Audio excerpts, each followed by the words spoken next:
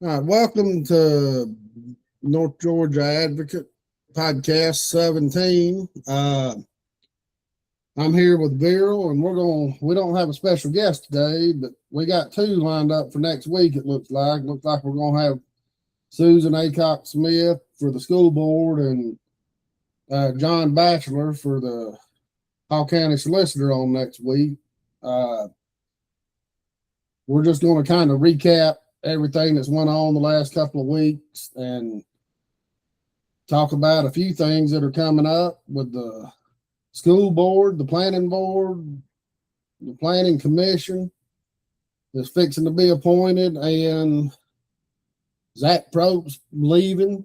There's a lot been going on that we hadn't really kind of touched on because we've been interviewing, letting these candidates get their word out about their campaigns and let the people know about yourself. And I know I want to thank all the listeners that's been picking up on the podcast because our listenership has went up a good bit, and that's why we're out here doing this. We gotta expose the corruption and let the people know the truth, because there's only a couple of places on the internet that you can find unbiased information, and Hall Informed is one of them with Jody, and North Georgia Advocate's the other. We try to give you unbiased information on the candidates.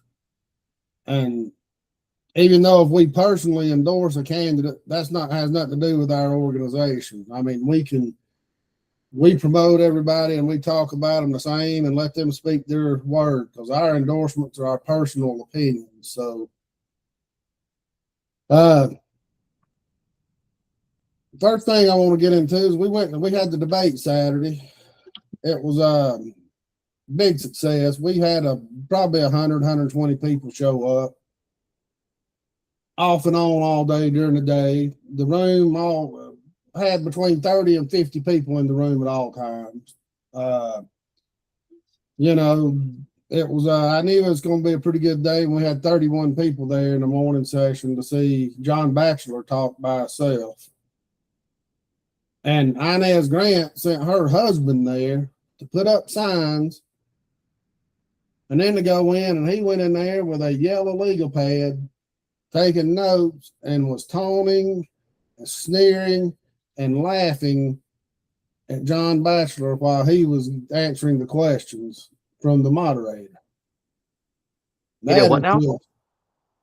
Her husband came to you can watch the video in Jody and Hall Informed, and I shared it in the North Georgia Advocate group. He sat on the front row with a legal pad taking notes about what John Batchelor was saying, and everything he would say, he would laugh, sneer, make comments. Even the moderator talked about how unprofessional it was. And if you don't have the guts to show up, or if you have a prior engagement, which is fine, which I understood you had a prior engagement to go to, that's fine, but don't send your husband over there to act like a toddler and try to intimidate your opponent.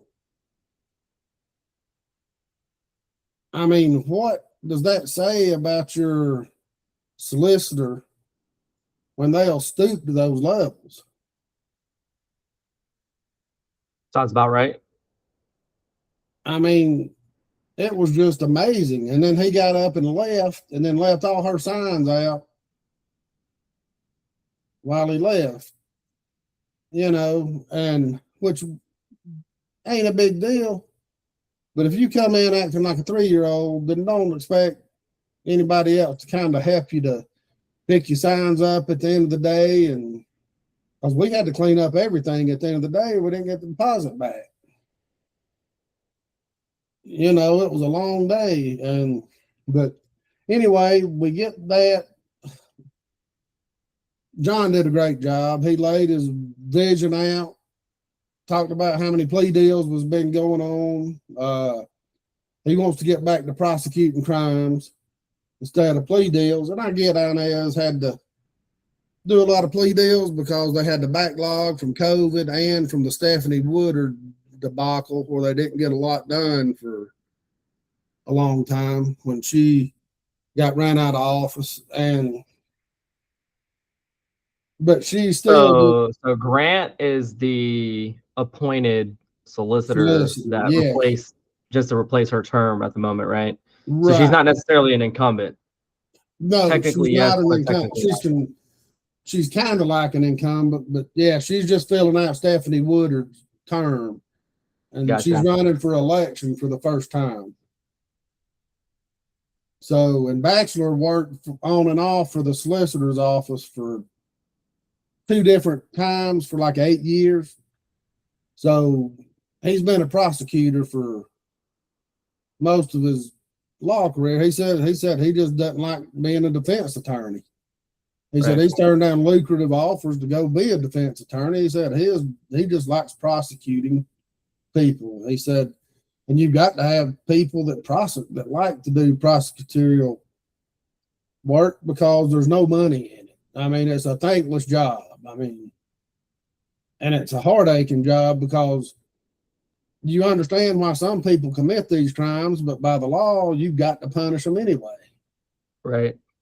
You know, you got to take all the bias and all the heartstring tugging and all that out of the whole situation.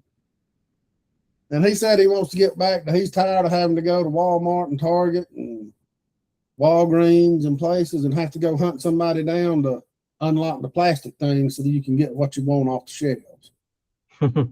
You know, he said, enough's enough. He said, you know, you don't want to be dictatorial, but you just don't want to, but you got to be able to leave stuff on the shelves without fear of it getting stolen. Yeah. You know, and since COVID, it's been that way. I mean, and then we had a good debate between Carla Baker and Susan Smith. They both made great points. They both have great ideas. And Carla come off very well. I give the nod to Susan because she's put in the work and been at the school board meetings the last couple of years, and she knows what needs to be fixed. You know, not just watching a meeting here and there. I mean, she's put in the groundwork and she's got a game plan. Right. And, you know, and Carla's got the experience from being working in the nonprofit field. She worked for CASA. Now she's she worked for CSU. Now she's the head of the executive director at CASA, which helps disadvantaged families and children that come, you know, it's a good program. They both think that, you know, what Schofield does and how he runs his meetings are not good. And they're both totally against this unaccountability. Like Carla even brought up that how do these kids get all these missing assignments and then be given months to get it made up? What accountability are you teaching these children? Sure. You know, and Susan wants to go back more to instructional teaching, put books in their hands, get rid of the Chromebooks, get rid of the iPads and all that. Use it as supplemental, but not your main teaching, you know. Right.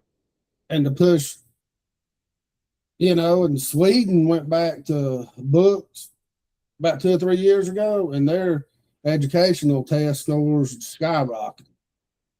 They got rid of all digital stuff. And I mean, it was a good debate. Then Corey and Mark Fall had a good debate. Both have good points. They both have the same ideas, kind of.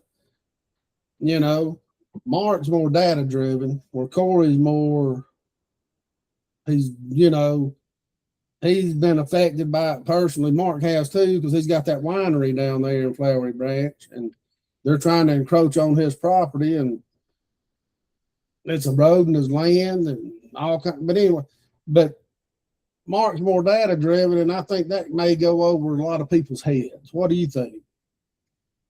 Yeah, I think to an extent it could go over people's head, but you know, it's one of those things where I don't necessarily think Mark has to constantly explain himself as to why he's coming up with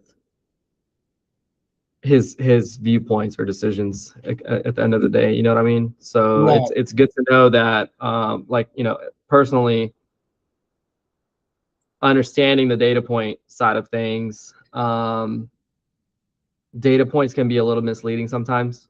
Right. So, you know, and again, that's one of the reasons I personally endorsed Corey, was because there's a little bit more of so there's certain things that numbers can't really tell you. And like I said, I don't think either side could go wrong here. But yeah, I mean, I'm not against the whole data driven part of it. Right. And I Mark, think what we talked to him about on the interview with Mark, and him talking about specifically addressing taxes, using data points and whatnot. I think that's a great potential starting point right. for something like that. But yeah, at the end of the day, my stance on that is we have to cut spending. It's not a revenue problem at this point, No, and it's a that spending goes problem. on. Yeah, it's a spending problem. When you have people getting paid $500,000 for jobs that they didn't necessarily earn and were given to Right. at a retreat, and you know, stuff like that. And then you got wasteful spending, and I'm sure a lot of different parts too. So, like, you know, one thing I always notice, and this is something I wish maybe we can get Susan on at some point, and I can ask her directly. But when I drive around Hall County at night sometimes, and I'll drive by a public school, outside of the security concerns, security reasons, why are all the lights on? Right. Like that's just one thing that sticks out to me, and I would like an answer to that. You know, outside of the security part, like, you know, we can figure something out for the security purposes of it, but there's really no reason for the lights in the parking lot, inside the school, and all of these to be on 24/7, No. essentially. The only time they should No, be no, on at nights is if the cleaning crew's in there. You got third-party cleaning crew, if they're in there cleaning, yeah, yeah, but that's it. But it yeah, shouldn't be the whole school. It should just be the sections they're working in. exactly, yeah. And that's one of my pet peeves is, you know, just because you got it doesn't mean you got to spend it. Because I know there's talks about missing revenue from Steve Watson's days, and it's minuscule, but I know that Schofield wanted every last dime of it. They wanted to go back and collect those taxes, and I'm like, for what? You Yeah. worked, you went through those years without needing that money. Essentially, you didn't need it. You just No, you just won't. now realize that, oh, wait a second, maybe we were owed more and we could have done more. But you Well, did fine. Like, you went through those years without it. So yeah. there's no reason for you to need that money at this point. Yeah, it's not. He talks about stolen revenue. It's not stolen. It's just unrealized revenue. Yeah. You know, And not only that too, it's like these people, I feel, you know, at this point are entitled because people are afraid to lose their property, to not pay school taxes, essentially, or just property taxes in general, you know. And they're at this point where they just feel entitled to the money, and it's like, no, we need more, and it's never enough, because they never look at and do any kind of self-reflection. It's like, oh, well, you know what, maybe we can cut this, maybe we don't need this, maybe we wait on these upgrades. Do we need to build I new schools? think the answer to that is like Steve Gailey said, you go back to zero-based budgeting. Yeah. From year to year. I mean, you Right. know you're going to have certain costs carry over from year to year. I mean, that's a given. Right. But And I think, everything again, else even on the school board side, I think, you know, I think Mark Fowles data driven you know, conclusions, I think would come in super handy. I know he's not running for that position, but still, I think having somebody like him potentially on a school board seat could kind of help that also. Is like, all right, where do we cut? Yep. Let's stop worrying about constantly increasing our taxes and further putting our foot on people's throats at this point. And that's what Susan's really good into. She's real big in the numbers. She is a math professor at Gainesville College. and North Yeah, there you Georgia, go. you know, and she's very good at those numbers. When we were all crunching numbers, when we were all working together before she decided to run, she was our numbers girl. We had numbers driven stuff. She'd have that stuff spit out, you know. Yeah. And she would So go through. are we having Susan on anytime? Does she say if she can come on or not? She's hoping to come on next Tuesday or Wednesday. Okay. Whichever. Well, hopefully that's not too late, right? How long is the or I guess the elections go on until the 19th, right? May 19th. Yeah, we got time to get her on here and yeah, have her we're talk. gonna get her and John Batchelor in next week, and then like the thing about Mark, the only thing about Mark is that I agree with him, but I don't like is his hard stance on real estate. Being on the commission, if you do like Corey and put it in a holding company and you're not actively working and you're working at another job, I don't mind giving you a chance, you know, and giving you the benefit of the doubt, you know, but oh, you mean Mark's got a hard stance on, like, you know, let's just not have any kind you're of an active real estate agent. He don't want you running for nothing. I gotcha. And unfortunately, the way they set the meetings up and how they're run and when they're at, you've got to be a real estate agent, an insurance agent, or own your own business to be able to hold the job. Right. You got to be able to make your own hours. You can't hold a 9-to-5 job or work in a factory. Yeah, and I think, you know, I think that's the other piece to this too is I think the trust has just eroded so much when you have somebody like Kathy Cooper and Billy Powell that have been in the seat so long, and all the deals that have gone through and have been in those two districts. And you know, I drove down 211 not long ago to go to a wedding down at Chateau Lawn, and got a firsthand experience of what Corey and a lot of these residents in that area were talking about with the traffic. And it's mind-boggling to me that a road like that, a 2-lane road like that, has so much commercial development around it. Yeah. Already. And it's not even slowing down. Yeah, and it's not slowing down. And that's the sad part. It's like you just pack rat small high density subdivisions and commercial retail centers and all of this stuff at that one exit off of 85 that turns into 211, and it's a nightmare for people to go home. No, especially when there's construction going on too. You throw in construction on top of that. Well, case in point, it's a complete nightmare. My mom to the she had to have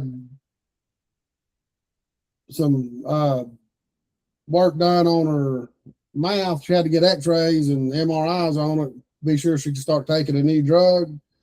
Had to go to a surgeon, oral surgeon down there. We were late to the appointment because there's a construction trailer blocking 211. We sat there for 30 minutes, couldn't get by. You couldn't turn around. I mean, we can't go down and go all the way out 53 into Winder and then back around. I mean, you know, you can't. If you go down Union Church and come up, you don't go past the block. I mean, you're just screwed. I mean, it's that way all the time down there. I mean, it's awful. And Cooper had no intention of quitting building. Yep.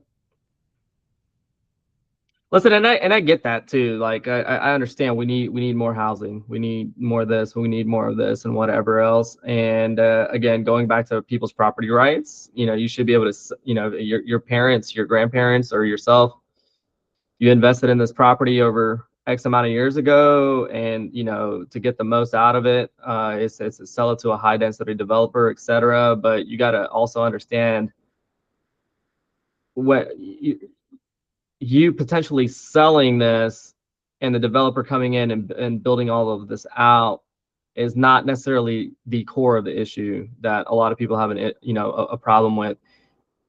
People don't mind the development if they're not having to sit in traffic every single day for multiple hours. Right. People don't mind these developments if there's transparency in the entire process. And you don't have one of the county commissioners potentially representing in a conflict of interest type situation more than one time in that general area, and the developer just happens to be the same exact person every that time. commissioner is representing just about every time. That's where people really start to get pissed off, is because we're not dumb, you know. We can put two and two together. Maybe you don't have an active real estate license and you're not selling real estate anymore because we're not stupid. You're still getting a cut somewhere. Yeah. It's just harder for us to find the trail at this point. We're not dumb though. Like it's not, you can't be that blatant about the entire situation. And that's the and then difference. pretend to play the They victim. don't even hide it anymore. Yeah, it's not. It's silly at this They don't point. even- But that's the thing. I think a lot of and I think they're also entitled, and they feel like, hey, sue me Yeah. if you think what I'm doing, because they have unlimited taxpayer money defending them at that point too. Yeah. So it's like, yeah, I'm not worried about it. The taxpayers are going to cover my legal defense. Well, So case in point is like when we went after Schofield a couple of years ago, he threatened to sue 5 of the mothers that were going after him. And the school board went in there and approved to let him file a lawsuit at any point and any time. Didn't even have to get it approved. They just said they approved it. If you think there needs to be a lawsuit filed, you file it. We'll pay for it. And there you go. and that's just bullshit. Yeah. And that's Well, I mean, that's where you got to have some board members with a backbone. So that's where Tyler and Steve Gailey have both brought it up, and Corey at the debate the other day. What in the world's the county got 4 county attorneys for the Hall County itself? That's not counting the Board of Education. That's just the county itself. Plus, they've got a third-party firm that represents them. Why? because they can. Yeah, I mean, because they got the money for it. Yeah, because we pay taxes. And then back to the debate, Corey and Mark both make great points. Either one of them will be a great replacement if Kathy Cooper loses. Sure. I agree. And then we go to District 3 with Gailey, Gina Pilcher, and Tyler. And Gailey and Tyler, we've both had them on, and we know their stances. They're pretty similar. Steve and Tyler's got different views on several things about building and different things, but they're basically, Steve's just got more experience working with the county. He knows where the bodies are buried to the other people on the commission, so he can hold them more accountable. Sure. But Pilcher, she didn't bring nothing new to the table. She was up there and just piggyback what Tyler and Steve said. What they said, she just echoed it and then would expand on it just a little bit. You didn't really find out nothing more about her per se, but we do know that is she full of crap, because we know her history on the planning commission. She approved everything that Stan Hunt and Chris Braswell wanted. She was right there with them. I mean, she was another yes vote for all this development. And then she's going to get up there and knock the development during the debate. I mean, do we want to? I mean, it's easy to do that after the fact. Yeah, I mean, do you really want to give her the chance to say, are you really going to stand by what you said? Because I think what I would be looking for personally from somebody like that is to first of all own your mistake. Like, hey, I was a part of the problem at that point. Exactly. I was voting yes for all of this, but now I'm starting to see the issue that it's caused, et cetera, et cetera. Like, just own it. That gives me a lot more respect for you than trying to just please everybody and be a yes man. Now that people are pissed off about all this overdevelopment, now you want to be against development. Where were you before that? Right. And I think everybody agrees, even Tyler and Mark Fall, but we've got to get back to the 2 houses an acre. 1 house a half I acre. don't, honestly, that's a great thing to have. I just don't think it's feasible anymore. We could debate that all we want to, but the mere fact right now is that the affordability side of things, I just don't think it's possible that you can do 2 houses on 1 acre and make it profitable enough. Without the house, 400, 500,000, and I'm talking about for like a 15 to 2,000 square foot house, 100 to 2,000 square.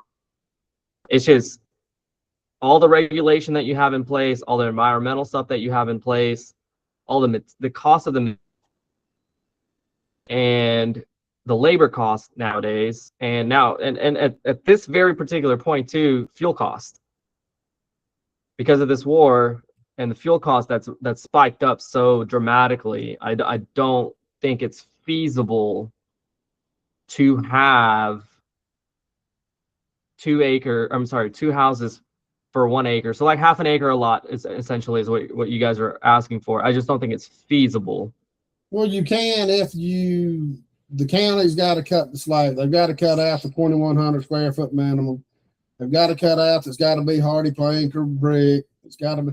You got to let these. You've got to build. I'm not saying get rid of the sidewalks and infrastructure that makes communities nice and safe and but you got to let them build 1,200 to 1,600 square foot homes with vinyl siding or stuff. So I think all that is you can get a variance on that, no? Yeah, you can, but that's just a lot of unnecessary. It's a lot. Yeah, I understand. Yeah, and so I think that's the other issue too. And I'm just going to constantly play devil's advocate here, just so we have both sides of the argument. But I would think from a developer standpoint, if I see something that says minimum of 1,500 square feet instead of minimum of 2,100 square feet or something like that, and then all I'm trying to do is maximize that 1,500 square feet throughout like a 100-acre lot potentially, and try to throw as many of those as I can in there without even asking for a variance. Now, if the minimum requirement is 2,000 square feet, I have to ask for a variance. Now I got to go in front of the public and justify why I need that variance. So I think it's good to have potentially certain like higher limits, let's just say, instead of 1,500 square feet, and have it set at 2,000 square feet. Let these people justify what the variance is for, essentially. And why do you need 1,500 square feet? Why is this? Why? Let them make the case for it. Otherwise, hey, these are the rules. Right.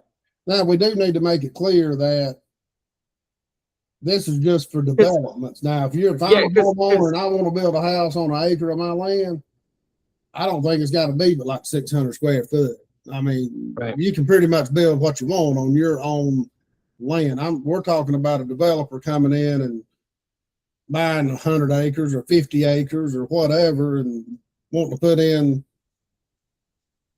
2, 3, 4 houses an acre, or whatever to maximize the profits.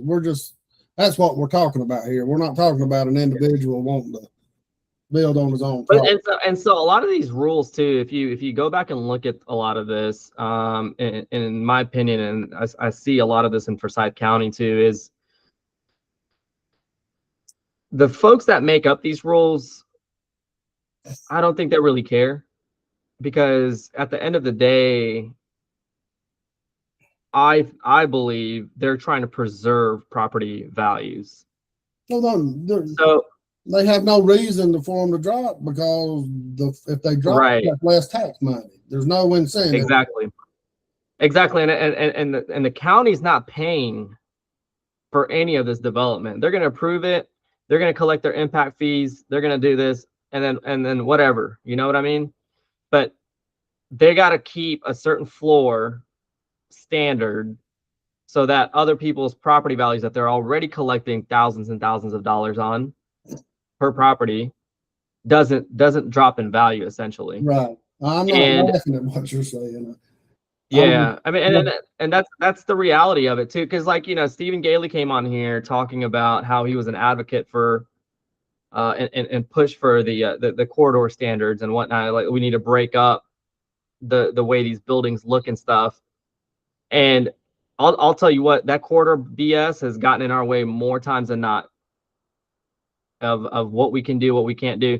I actually give props to people like Chris Braswell and Billy Powell and a couple of the commissioners. When we had to build our storage facility, we requested, like, hey, look, we're in the corridor, but it doesn't financially make sense for me to brick everything or stone everything on a storage facility. Right. What I'm happy to do for you, though, it's because, and you know, and this is the funny thing. He said it's not that much more. I'll tell you the cost difference here in a second. So we did a face. That face is $369 in brick, just to meet the corridor standard. The rest of it, all other three sides, we were good with. Like, hey, you know, we're gonna keep those metal. They're gonna be out of public's view. Nobody's gonna see it, but the face of it, they're gonna see it. So we went from having a $250,000 quote to brick all four sides of those buildings, and it dropped down to $5,000 per building. So only two, so about $10,000 total, just to brick the face of it. That's it. Just one small side of the building, because they're elongated like this. That's a big price drop. Yeah. And now imagine doing that to housing. If you force people to put stone or stucco or brick or anything like that of that nature just because you want it to look nice, I get it. You want it to look nice. I don't want, you know, cheap looking houses all around, but you got to understand the affordability aspect of it, especially in today's economy. That from the get go.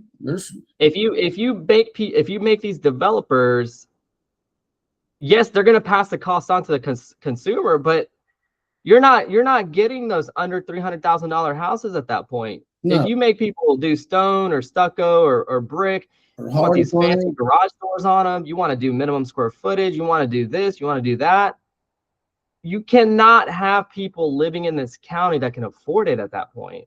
No. And most of the maybe this county's grown out of it, you know, maybe they're kind of looking ahead of it. My issue with the square footage part is the builders aren't making those houses, those 4,000 square foot houses, 2,500, 3,000. That's not livable space. They're just making them big with the vaulted ceilings and all that, just so they can get the square footage up. Sure. And it don't cost them it doesn't cost them any more to build it. I mean, it costs the same to build a 3,000 square foot house with only a 1,500 of it livable as it does a 2,000 square foot house and all of it livable.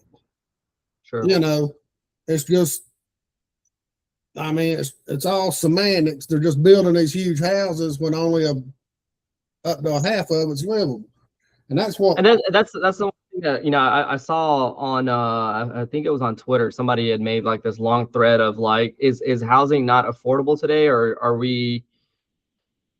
Do we just have really high expectations of what a starter home should be, essentially?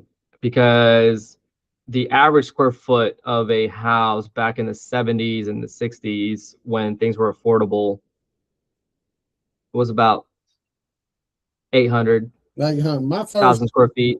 The first house I lived in was 840 square feet. Yeah, and then the housing that's being built now are essentially what would be considered little mansions back in the 60s or 70s or 80s. Yeah. Right. So, you know, that's another thing you got to kind of look at. It's like, and we don't see, look here, you know, so, do you know where Silverwood's at off of Candler Highway? Yeah. So Silverwood's a perfect example that we need more subdivisions like Silverwood, in my personal opinion. Yeah. Those are starter homes. Those are homes that people can enter, younger families can enter at an affordable price. It doesn't take too much to keep up with those houses. They're most of them are vinyl sided. Those are the kind, like, I would say, you know, 1,000, 1,200 square feet at the most. Nothing crazy, but something to establish some kind of equity and start growing your family wealth. If you have more subdivisions like that and less subdivisions like God, I don't even have a good example. Like Quailwood, or, you know, God, what's another one? But anything that's 2,000, 3,000, 4,000 square foot minimum homes with brick siding, fancy garage doors, fancy windows, all of this BS.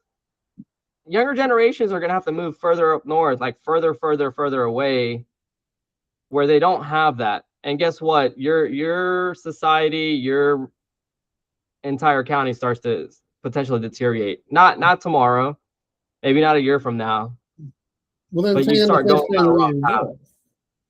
Yeah. And then, you know, I've always been a thing. The government shouldn't be telling nobody what to do. And they've got to get rid of letting these developers also, before we move on, I want to make one last point. 350 home subdivision they're building right out here on Pine Valley Road in White Sulphur next to me. Developer, oh, we're going to have swimming pools, green space, amenities. I meant to take a picture of it. They built a swimming pool that looks like it should be at a freaking roadside motel out in the middle of bumfuck. I mean, you can't fit 15 people in the thing. You're gonna have 300. You're gonna have 350 homes with all those kids, and you're gonna build a swimming pool that a family can't hardly use. Come on, man. Yeah. I mean, if and I think that's where Monday Mill did a pretty good job. So actually, Monday Mill is a pretty good example of not really starter homes. No, they're not. I think that's a great example. But their amenities are great. Their pools are great. They got a little school within their little community. Yeah, I think that entire build out is really nice. Hey, I don't mind it if you're gonna have amenities. Build like an Olympic-sized pool, or two pools or something, and then put in some pickleball courts. We used to do work in a lot of these subdivisions out Dawsonville Highway, out in the Chestatee area. Those huge subdivisions on the right, going out through there, past Lake Ranch Estates. I mean, they had point. Yeah, they had like 5 or 6 tennis courts out there. They got pickleball courts. They got basketball courts. I mean, when you think amenities, that's what you think of when the developer's passing this in front of the commission. They don't think of a hotel-sized swimming pool and a multi-use fenced-in area that can be used for tennis, basketball, badminton, or whatever. One of them, and something that you get in a city park. I mean, but it's all good points, and and I think that any of the new guys that get on this commission are going to be going towards that more and more instead of all this rubber stamping everything. And the last thing about the debate is Shiv showed up. Shiv's, how do you say his name? Saxda, his last name, Shiv. He's running for district attorney against Lee Dyer. Lee Dyer called in or emailed at the last minute saying he wasn't showing up. So that just left Shiv up there by himself. He did a great job, and he was believable. I mean, you could tell he sat down and he has a plan to turn that office around. And everybody's bitching. We can't have a DA that's going to be prosecuting cases. He's not talking about prosecuting, him being the main prosecutor. He's just saying every once in a while when a major case comes by or when somebody needs some help, the DA can step in and do their job, to prove that they know what the hell they're doing. And you can still run the office. And he laid out a plan, and he's tired of all the plea deals as well. I mean, when you see, I don't care what you say, when you see 94% conviction rate, that tells me you're full of and all you're doing is plea dealing. And when you get these laws like we have that have minimum sentences, if you're in there and you didn't, they scare you to death, you could get 5 years for this quarter ounce of pot you got in your pocket. You gonna risk 5 years? Why don't you just plea out to 1 year? Serve 3 months and you're out of jail. That's considered a conviction, and that ain't right. these minimum convictions, they scare these people into pleading cases plea they would deals, probably right. beat if they went to court. Yeah. I mean, there's just no way. I mean, and it's Yeah, and I think, if you go to court though, there's always that unknown. Whereas, all right, well, let me just yeah. bite the bullet here Yeah, and you never know what take the jury's going to do. I mean, I've sat on a couple of right. juries in major cases, and one was a child molestation case, and I hung that jury. And I found out that after I hung the jury that the dude settled because the DA was going after him again. The dude didn't do it. He was just tired. He just couldn't risk minimum 20 years in prison. Right. He pled out to 5 Yeah, years. I think a lot of that kind of boils out to the same. I mean, he didn't do it. I mean, it was a case where he was a dumbass and didn't put a lock on his computer passcode, and these little kids went in there and started watching porn on his computer, just screwing around, and they had it all twisted up that he was doing this stuff to them and all. I mean, it was just, Oh, wow. it was a wild case, man, and it was, but but he ended up doing 5 years for just being a dumbass. I wanted to do jury nullification because they didn't give us a sentence, a charge that for something he actually did, But that's neither here nor there. But I'm just saying he wants to get back to being tough on crime, just like John Batchelor does. Mm-hmm. And he laid out the case where Lee hadn't been there for 10 years. He don't even go into the office hardly. I mean, look, I'm tired of these rich old white folks just holding on to office. Don't matter if they're white, they're women or men, or he's 72 years old. Well, I mean, it's a kosher job. You know what I mean? Yeah. It's a kosher job. You're in charge of things. You got your face on things, and you're at that point where you've delegated enough to where you don't necessarily care at this point. As long as you surround yourself with good people, the job runs itself. There's not much of a performance review. You're not really accountable to anybody once you get elected. Essentially, I mean, sure, you're supposed to be accountable to the public that elected you, but we know how that goes. So, well, his job review is, hey, I got a 94% closure rate. Right. Yeah. Which is just, it's smoke and mirrors is all it is. Mm-hmm. But anyway, and the first thing that come out, Blakepool, is I knew it was going to happen. He's been accused of working for Blakepool, which he's not. Shiv, he explained that he used to run he was a mentor type thing where law students from all over the country had come in and he'd do a seminar with them and train them and teach them. And I think Blakepool was one of his clients, one of the people in that program at one point. And when he went out and got private practice, they became friends and they just have a relationship. And when he decided to go to work run for district attorney, he needed office space, not to practice law, but to run his campaign out of. And Blake had extra room for him. So he was just running his campaign out of Blakepool's attorney's office.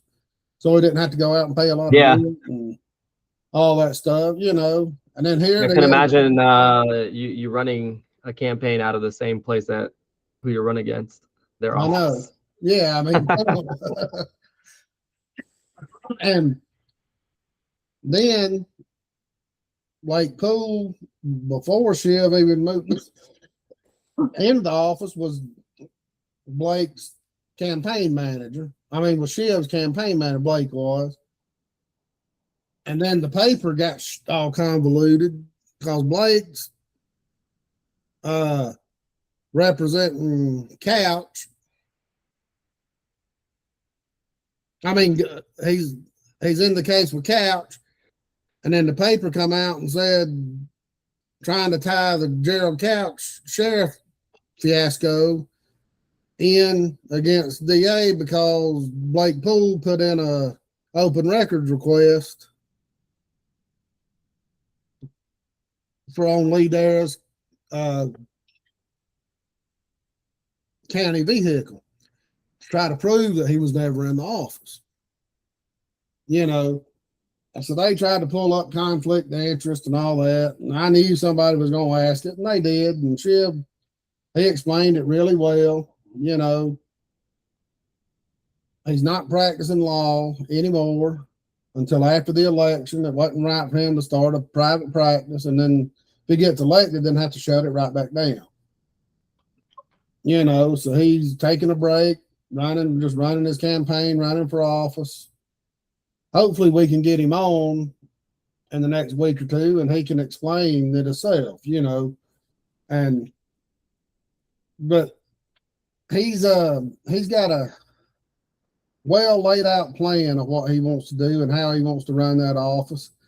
And there's also, I'm not going to drop names, I know who it is, but Mr. Dyer hired back somebody that had been run out of 2, maybe 3 offices already because of sexual assault. Hired him back as an assistant district attorney.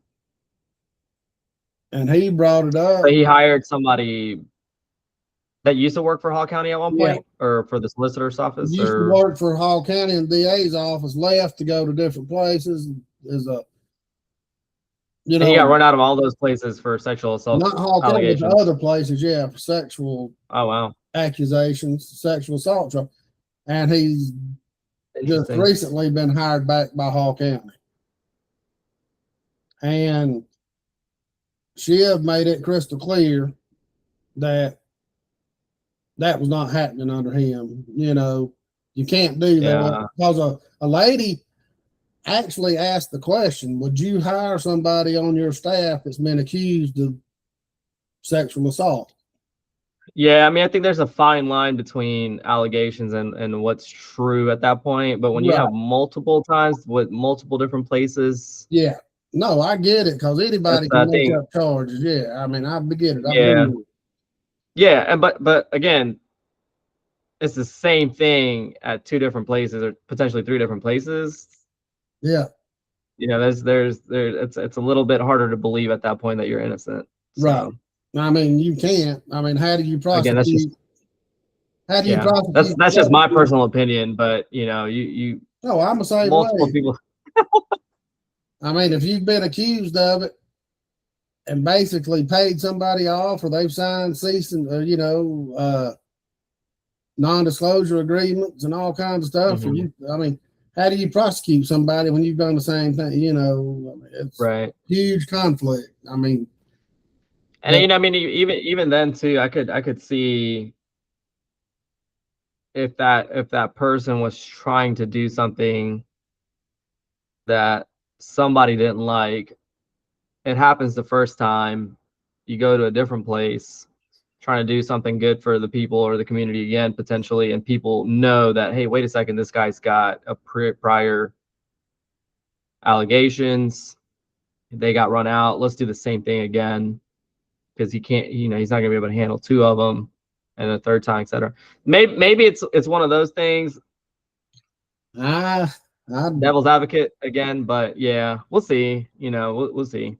You know, yeah, I get it's hard to pass judgment on people when you don't know the whole story, and I think that's one of the reasons I've kind of stopped posting and commenting on you know, these arrests and whatnots that happen in the county. Well, I mean, not even the county, but really anywhere, really. Like that Georgia Gazette thing. I mean, I wish they'd just do really good. All those people are not guilty.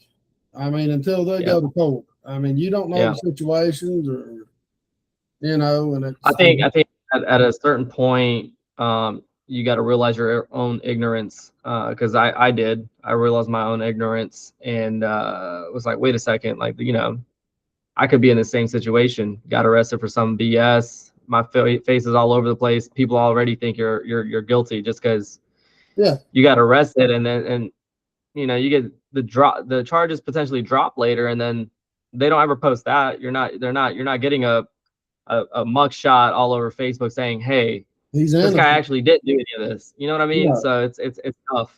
Yeah, you can't unring that bell. Exactly. Yeah, I think people have a perception of you, and that's the thing too about people's perception too at this point in public. It's just because we get drowned with so much information on social media. People move on, in a couple of days, people move on, and I think our governments realize that, so they'll make the dumb decisions and because nobody's gonna hold them accountable in a couple of days. Because guess what? They're on to the next thing that they're pissed off about. Exactly. Yeah. Well, and the one thing I do want to bring up before we move on to other stuff, Shiv, is a lot of people on social media, they're just making up BS to try to discredit him. They need to just come out and say it. It's because he's brown. So all the questions are, where was he born? What religion is it? He don't live in Hall County. He should have to live here. You know, he lives in Forsyth County. You know, just making up BS. I mean, come on, just be honest. We don't like you. That's your MAGA folks right now, because they're getting drilled down hard about this whole Islam thing. So anybody that's brown, oh, you're Islamic, I don't trust you. Well, and the thing is, he said at the debate the other day, if he wins the election, he will move back into Hall County.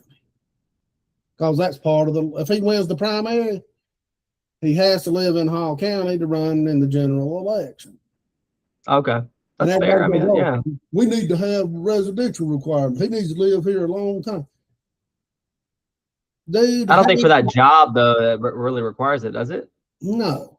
It only requires him be in the district like 30 days before the election or something. I mean, it's... Gotcha. And I said, dude, I argued with him, dude, he's been working here 18 years. Yeah, didn't have a problem then. Half the people that live in half the people that work in Hall County don't live in Hall County. It takes one person to start some controversial stuff before other people with a fifth grade, not even fifth grade education, start regurgitating it. So you just need one person to start spreading some BS lies or rumors, and it's not hard to do, because you can do this on Facebook now, being an anonymous poster, or even having what do they call them, aliases. Yeah, it's like a at. You're not even having to have your real name on social media anymore, so you can just be. And that's why, I mean, it's ridiculous. I mean, just be honest. I wanted to ask Shiv the other day. I didn't, because I was running the cameras and stuff at the debate. Hey, what's your game plan on beating probably 25% of this county is not going to vote for you just because you're Indian? Yeah. They probably think you got a suicide vest strapped to you or something because they're ignorant. Just stupidity. Mm-hmm. And I tried to argue some of them. Well, does he believe in the death penalty? What does that matter? He does not make that decision until we get to that point. Well, if he's Hindu, it's against his religion. Well, if they check the boxes for the death penalty and then the law calls for the death penalty, he's pretty much got to go for the death penalty. If it's a bad enough heinous crime, they're bringing up too much. What does that matter? When's the last death penalty case we had in Hall County? Right. I mean, that's a non-factor. That should not even figure in to whether you're voting for him or not. Yeah. It's just ridiculous. And they said, well, what religion is he? Well, it don't matter. His religion has nothing to do with the laws on the books. If he goes by the law, then religion does not matter. Yeah, I mean, I think it matters to people, though. I think that for their own personal vote, it matters to them. Whether they're voting for somebody that aligns with Christian values, if he is Christian, or if he aligns with Hinduism values, if he is Hindu. I'm not sure what religion he is, but yeah, I'm not either. Somebody said Hindu, but I'm not positive. Yeah, but that's the thing. It's like, some people want to align themselves and vote for somebody that is the same religion, so that they somewhat feel like at least he's aligned with Christian values. Well, it just makes you mad because they got the double standards, because I don't hear them screaming for Ice Cube to be run out of the country. He's Muslim. Right. I mean, come on. Just because he don't have a Middle Eastern name makes him supposedly more safe than anybody else. I mean, come on. Mm-hmm. The ignorance is mind-boggling. Yeah. Yeah. I mean, you can't help the ignorance at that point though either. Again, we're a lot of these folks are just regurgitating what they hear on Fox News or Newsmax or any of these, mainstream media outlets, and all of that is a constant fear and spread of Islamophobia and this and that and whatnot. So no, I mean, you got to think that we don't have death penalty cases in this town. We don't. It's just not happening. I mean, it may, but it's they worry about the wrong things. I'm worried about it. Even if I supported Lee Dyer personally, which I don't think he's done a bad job as DA. I mean, crime's gone up everywhere, and since COVID and different, but he's going on 73 years old. Yeah. Can he finish 4 years? That's what you got to start looking at when you get to that. I'm honestly surprised he's still even trying to run at this point. When he pardoned those kids from North Hall for that accident, when a teacher got killed, and that was the right thing to do. He should have just rode off into the sunset, and took his win, and he's a hero for pardoning those kids. Yeah. And he should have. It's like a really, really good show that just never ends, and because it never ends, it turns into a complete disaster. It's like exactly. you gotta know when to fold them and leave. And so I agree with you. You gotta do what Jermaine Bettis did with the Steelers. He won the Super Bowl and left. He said, "I'm done with this. That's it. Go out on top. Be done with it." No, I agree with you. And one thing that I did take away from all the races at the debate when we had the straw poll, over 30% in every race, except for the Bachelor and Shiv, because they were the only two that didn't have, they were by themselves. But the other races that had multiple people in it, 30 to 40% or more was still undecided. I mean, that tells you that, that's good though. I mean, in a way, that's good. People are still trying to educate themselves. Clear, who won, like say Corey or Mark Fall, or no clear winner, and no clear winner got 30% or more in every one of the races. So that tells you that these people are still, the next 3 weeks is going to be vital. Yeah. And I think that's good though. I think that's good. I think it's good for people to have this many options in both of the Board of Commissioner races, and still continuing to try and get educated as to who the better fit is. So I think that's a good thing. Yeah, no doubt. And we got we just don't ever need uncontested.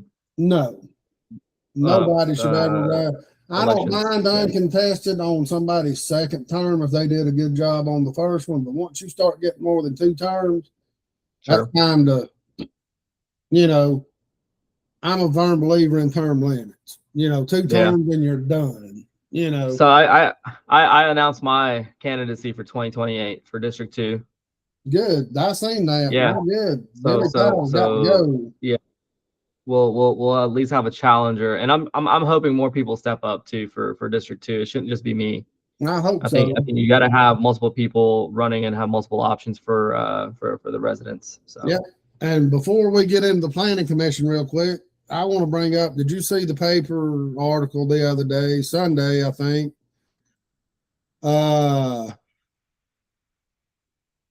Where I'm pulling it up right now, Hall lawmakers push senior property tax break that could cost schools millions each year. They're talking about this is a perfect opportunity for the schools to start cutting. Oh shit! Perfect opportunity. That ain't gonna happen. Schofield, I know. His quotes in the paper, you could hear the stroke fixing to start. I mean, he's about to stroke out. He's already bitching because the homestead exemptions are costing them $8 or $9 million a year. They've Yeah, already good. got a $7 million shortfall. They've got a $375 million budget. Look, you can't work with $300 million. I mean, you know. think you gotta self-reflect again, my boy. And they're talking about giving tax breaks to people at 66 and then 62, you know, giving them, the younger you are, the smaller the tax break on your homestead exemptions. I mean, That's you know, crazy. And I wish I had that problem of having to work with $300 million budgets. Right. Like if you're That's 62 and older, it'll raise the exemption from 25,000 to 40,000 on the value of the home, the cap. And then there's one more in here in Schofield.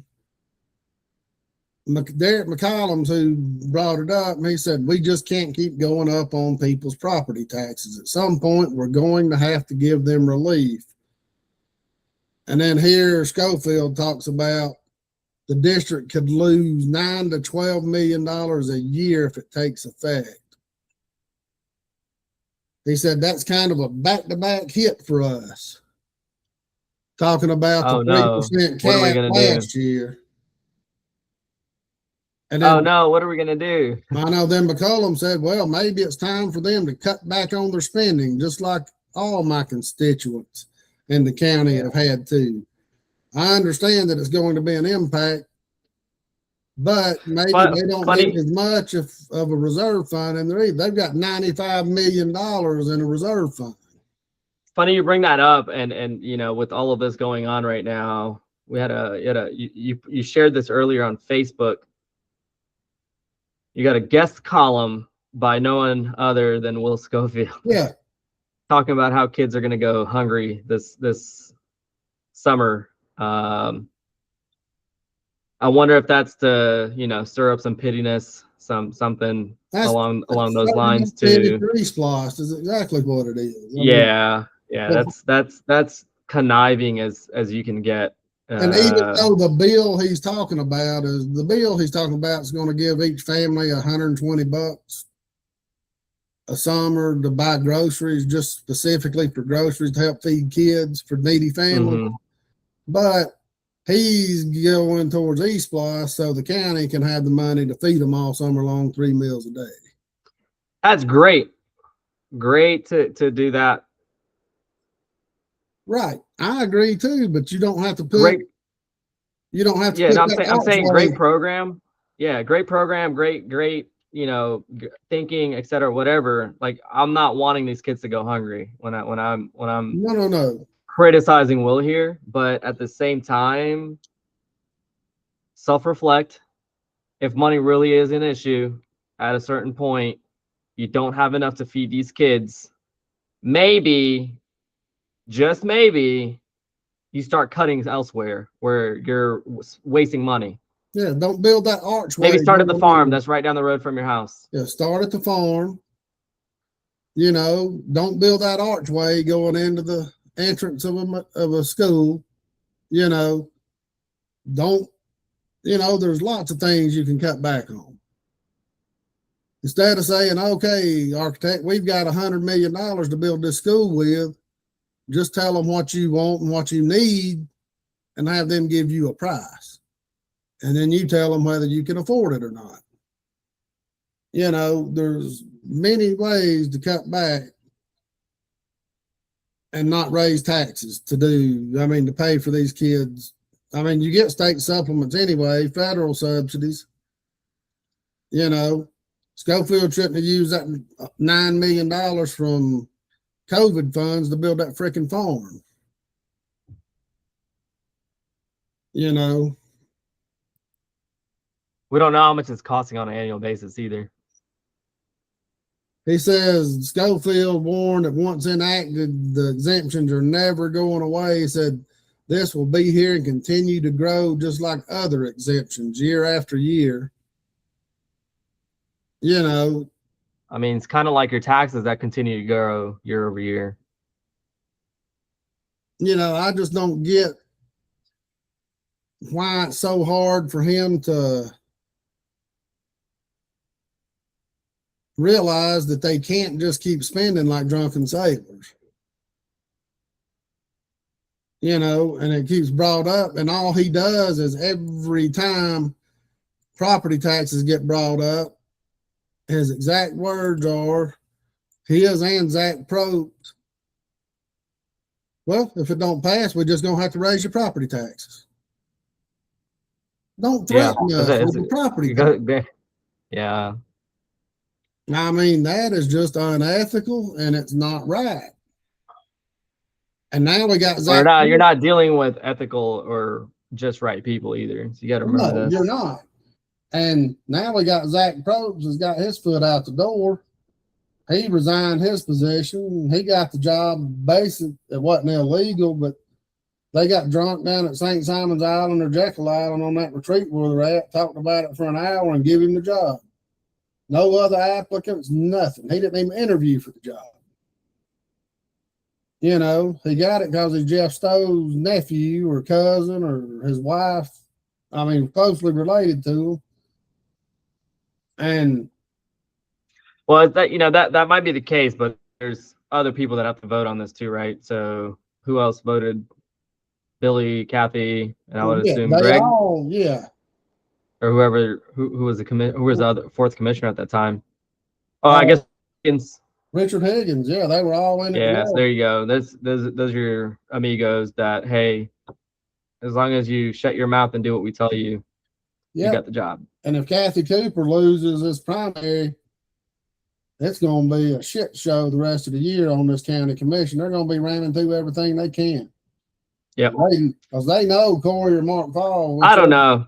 Yeah, I don't know that. It depends on who the winner is in the primary. I don't think they're gonna ram anything through if you got Turner right below Kathy, because I think he's gonna play ball. Turner will be bought off just as much as Turner didn't show at the debate, so we don't know what he's about other than what he says on his little post.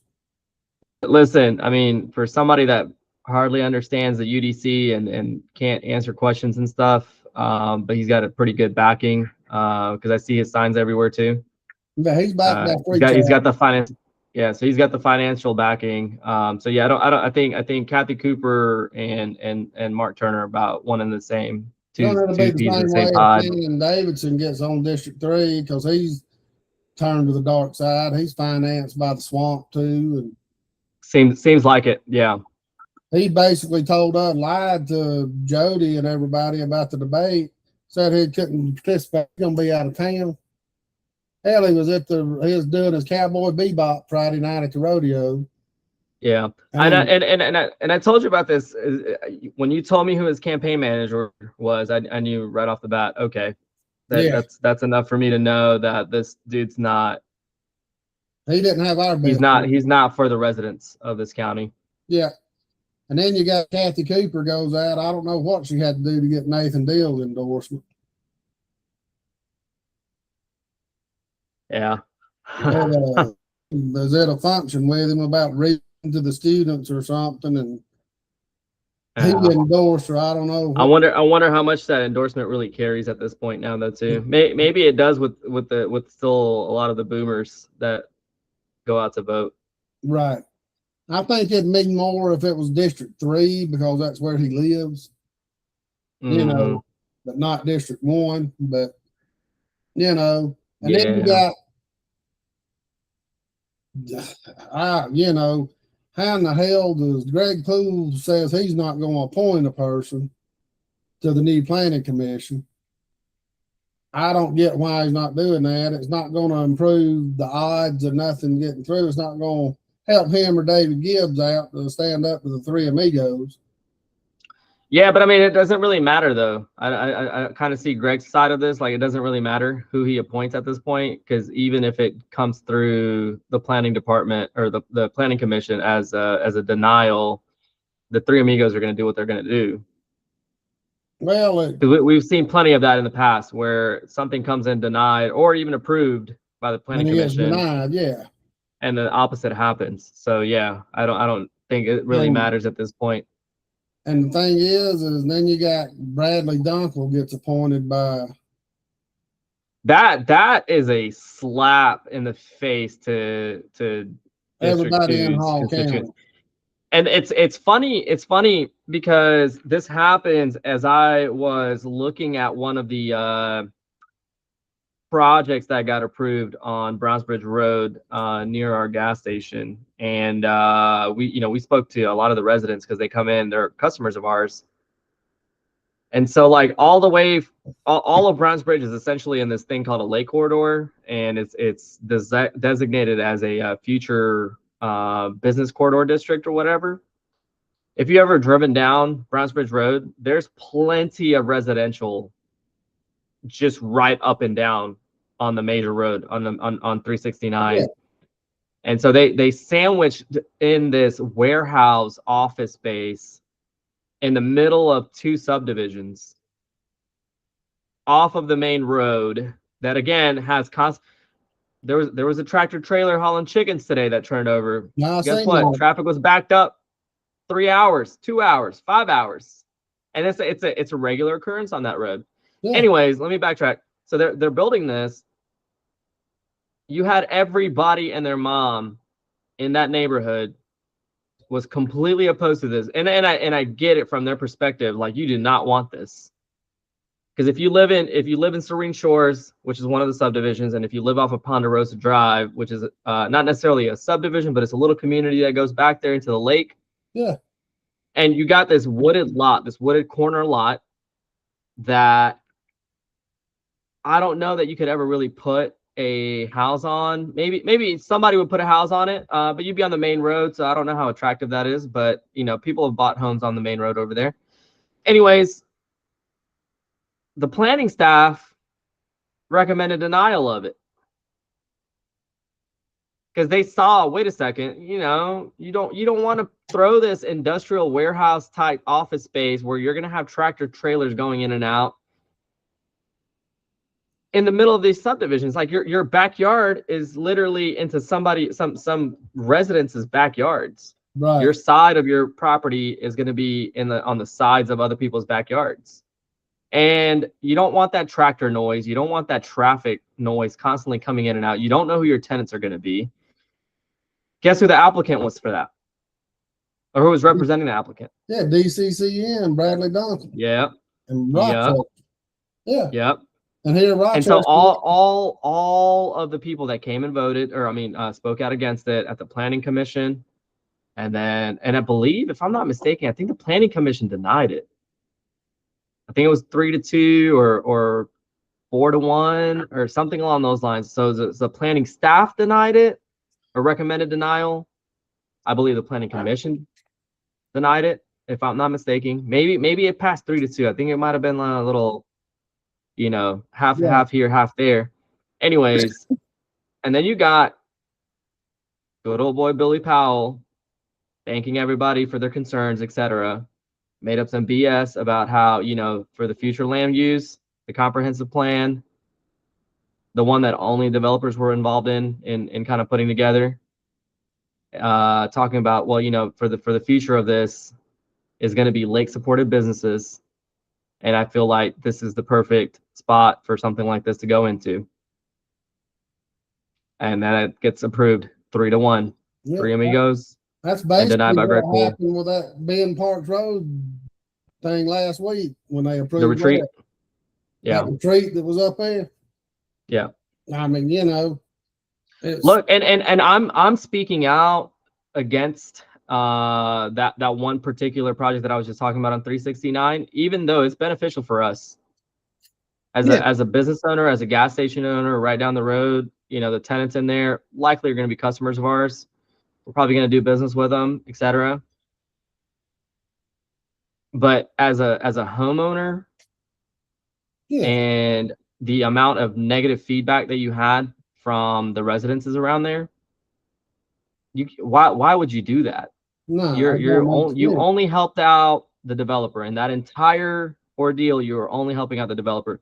There's not a single winning side for the residences that live there already, that have invested the years that they've lived there, they've built their families, improved their properties. All of that essentially goes down the road.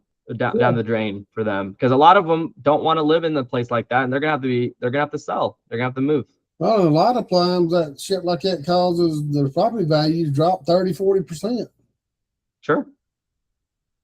I mean, you'd be better off putting in a trailer park beside them or something, you know. And see, that's the other thing too, is like, yes, we don't know who you can limit on the planning and zoning, or in the conditions or whatever. You can limit operations times. You can do a lot of things and set a lot of requirements and stuff.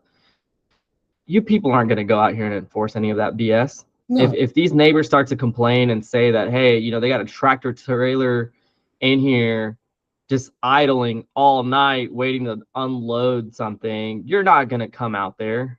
No. You're not doing anything. You're not following up on any of that unless you get enough homeowners. So essentially the ones that get bothered by it are the ones that are directly right next door to this project. Yeah.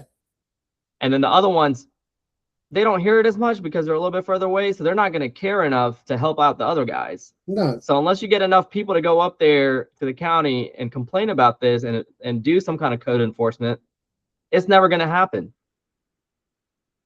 It's never going to happen. No, I know. It's just ridiculous. Yeah. And then we got Kathy Cooper. She pulls a freaking name out of her hat. Nobody knows anything about this woman, Susan King. Susan King. Yeah. Yeah. The only thing did you find out anything about her? We don't know anything about her. She owns property, a lot in South Hall. That's it. The Flowery Ranch. There's nothing out there on her. Where did she come from? We've got we're digging into a couple of things, and I don't want to get into it publicly right now, but if this is the case, I mean, something shady's going on. I'm not accusing anybody of anything right now, but something's just, how can this lady just be pulled out of nowhere? It makes you wonder what's going on here. Yeah, absolutely. But, at least there's not a developer like Bradley Dunkel. That we know of. Yeah, that we know of. And here Dunkel, he works for Rochester, who's turning into one of the biggest developers around. So it's funny how that kind of works out too, because you essentially lost your planning and zoning director to Rochester. Right. Am I right? Yep. And now you have somebody who works for Rochester on the planning commission for Hall County. Yeah. And he'll be reappointed back in January because the guy that Stowe appointed him, so he's not going anywhere. No, it's Billy that's appointed him. Yeah, Billy appointed him. Yeah, I'm sorry. Yeah, Billy appointed him, and he's not going anywhere 2028. Yeah, sure. That's fine. That's fine. We gotta do a good job in 2028. And Probst have gone, and surely to God they're gonna wait till January to hire a new county administrator, because who wants the job for 6 months? It'll have to be temporary because he'll have to be voted back in again with the new commission in January. Right. Yeah, that's a job I'd like to apply for. That'd be a good job. Unfortunately, I couldn't kiss ass as good as certain people. So, and now they've got, it's just to the point to where, when does the corruption stop? And we're trying to make inroads with it, with all these new people getting involved in politics, and we'll find out. Yeah, I think we'll find out on May 19th, or I guess May 20th, whether we got, any real change coming. I'd feel good, if we got either like we talked about earlier in this. I do too, and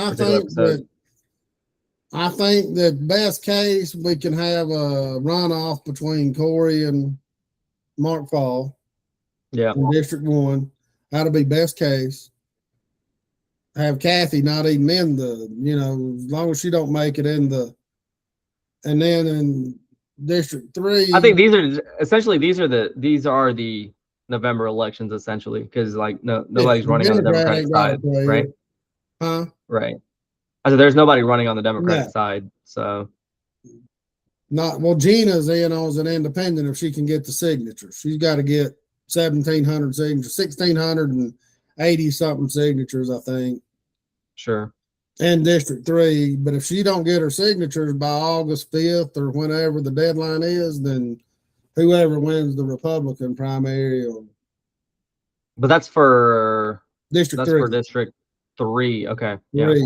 But in So that's for District Tyler 1, and I Steven. don't think there's a Democratic candidate for District 1. Gotcha. I'm not 100% Yeah, and then, on that, but I do know that there's Democratic candidates for the state races. I just don't think there is for the local races. So, and in District 3, we got to have, I think it'll end up being Steve against Corey. I mean, Steve against Tyler. Because Tyler's getting some headway. Shannon, nobody knows what he's doing. He don't go on anything. He don't do nothing. He had a campaign event Saturday night at the old zip line place in Lula, and I heard it was just a bunch of kids up there drinking.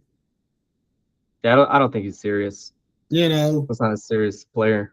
No, and so we got that. That's David Gibbs's appointee though, isn't it? On the planning commission, yeah. Right. Yeah, that feels like a slap in the face to Gibbs, in my opinion, but who knows? If I was Gibbs, I'd boot his ass. Yeah. No reason to have him on there at this point. And on the Greg Poole race against Andrew Clyde and Sam Cavillion, I'm gonna tell you right now, I voted for Sam. I wanted to vote for Greg. Mm-hmm. I think he'd be the best candidate in Washington, but right now he's polling at 3-4%. Yeah. And the key is if Sam and Andrew Clyde get in a runoff, Sam can win. He's not going to get more than 50%, but Greg Poole may pull enough away from Sam Cavillion. And I think that's the whole point, right? To let Andrew Clyde get the 50%. Yeah. I think that's yeah. I think that was the whole. The only reason I voted for Sam is because the more people that vote for Sam, the better chance we've got to have a runoff. Sure. You don't. Honestly, I think Sam is the better choice, and again, I speak from personal experience dealing with him. Right. He didn't have to give me the time of day. He did when we were working on our data center project, and try to help as much as he could. I think maybe there's a possibility he could have done more, but anyways, that's beside the point. But at the end of the day, he was responsive to text messages directly. He reached out to me and whatnot. So yeah, I think he's better fit for the job. Yeah, no doubt. I mean, hey, and I ain't anti-Sam by no means. Yeah, and I voted for him. I just don't want Clyde back in. He's done nothing for this district. I mean, hell, now he's working on a freaking post office plan in Lawrenceville. It's not even in his district. He brings us detention centers and concentration camps and then goes to Lawrenceville to help them get a new post office. When Gainesville's been trying to get a new post office for 15 years. Mm-hmm. Get that post office off of Green Street. Yeah. And then we got... It's priorities. Who's paying the most? Oh yeah. So, but we had a eventful couple of weeks. We got more that we need to talk about. But we've been on here for a good while. We'll have John Batchelor's going to get back to me today with when he can come on next week. Susan's going to come on Tuesday or Wednesday. If John can only do Tuesday or Wednesday. Susan will do the other day. There you go. That's And- fine. I think, as long as we can get them on before the actual election date, I think it's good for everybody. Oh yeah, no doubt. And I'm gonna reach out to Shiv, see if he wants to come on. Yeah, I think it'd be good to have him on. Yeah. And we'll go from there. But it was I had a couple of more things on my list, but we're not gonna get into it because they got potential to. Yeah, let's save it for the next episode. We'll save it for the next one because, we're fixing to start getting into the nitty gritty with the election. Then we're going to have the school board. They like to do a lot of stuff in the summer when nobody's around to try to push stuff through. And what's going to happen is if East Splice don't pass this time, what's Schofield going to try to put on the fall ballot to try to raise money? Is he going to try to get that floating splice put on? The F splice. That's actually crazy. Instead of focusing on this, like no time and energy ever gets invested into cutting costs. It's asinine. Yeah. I mean, you absolutely asinine. In the Times, I mean, you could literally feel him about to stroke out just in his quote that was in the article. I mean, and I still hadn't watched last night's Board of Education meeting, and I'm sure he brought it up,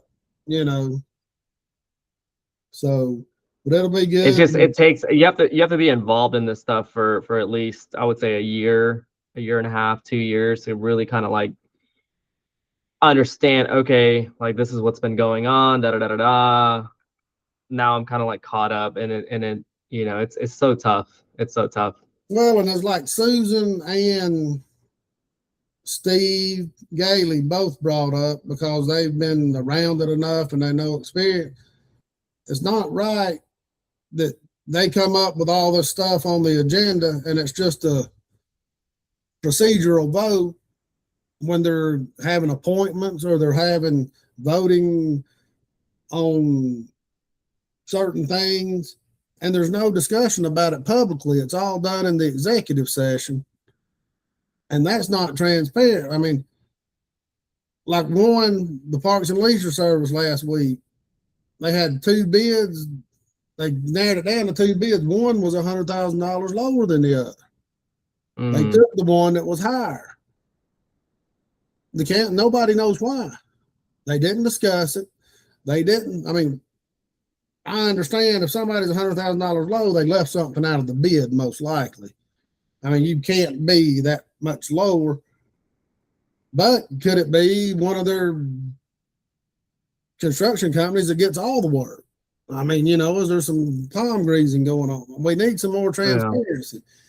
Yeah. And that's like Susan said, you go to the school board meeting, they discuss nothing. They don't discuss anything at the board of commissioners meeting. Well, Schofield knows all, so you follow Schofield's lead. Nobody can dare vote against him. Yeah. Every meeting you go to, it's unanimous. Anything he wants. Well, I'm hoping Susan can change that. Me too.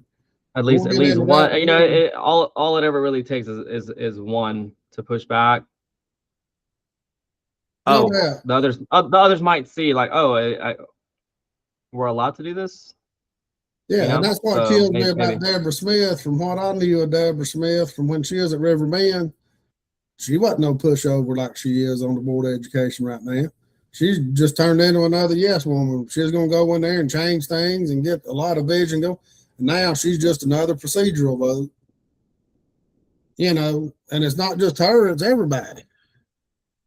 So, and hopefully, I wonder what that happens. I wonder why that happens. Hopefully this isn't the same old with Susan. And I've seen the same thing being thrown around about Tyler and well, not Steven. Steven's been on the board of commissioners, but Corey, etc. Anybody essentially that's running to kind of work against the establishment in a sense. You eventually bend the knee and start. Well, and I think if Schofield's doing so much stuff he knows is illegal. Moving money where it shouldn't be. And once they get involved in it, he holds it over their head. By God, if I'm going down, you going down.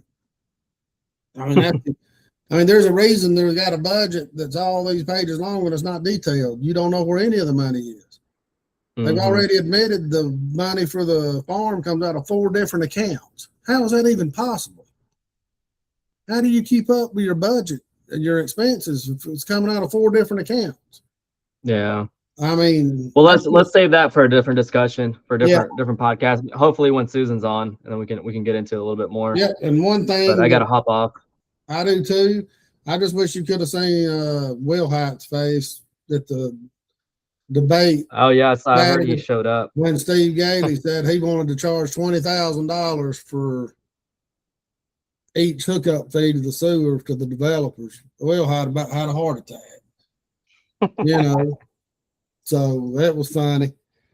All right, well, we will be back next Tuesday or Wednesday, maybe Monday, depending on when John wants to do it. But we'll have 2 shows next week, and we appreciate y'all's time, and we'll see y'all then. Let me